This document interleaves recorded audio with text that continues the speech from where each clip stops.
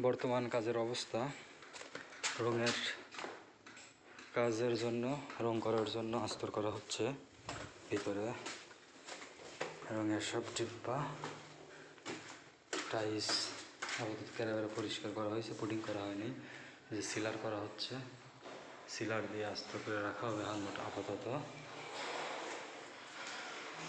এগুলো দিয়ে সিলার মারা শেষ, এখনও শুকায়নি, এই জন্য ওয়ালের কালারই লাগতেছে।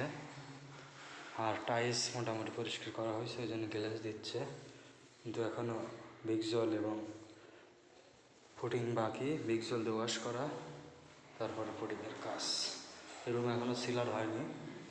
আমাদের সুনামধন্য মিস্ত্রি সম্রাট বাবর মিস্ত্রিকে দিয়ে সিলার করা হচ্ছে।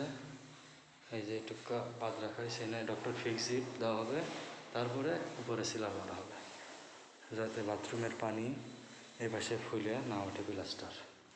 এই পাশে শেষ, পার্কিংও টাইলস লাগানো হয়েছে, দেওয়া হয়নি ভিডিও।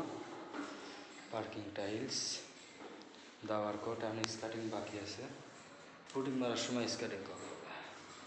এটুকু বাদ দেওয়া আছে, এটুকু ডক্টর ফিক্সিট মেরে তারপরে সিলার করা হবে।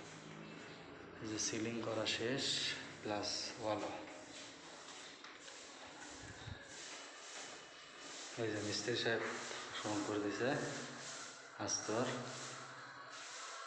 এ ওয়াল এখনো হয়নি, এই পাশ দিয়ে হয়েছে। বাথরুমও সিলার শেষ ওয়ালে।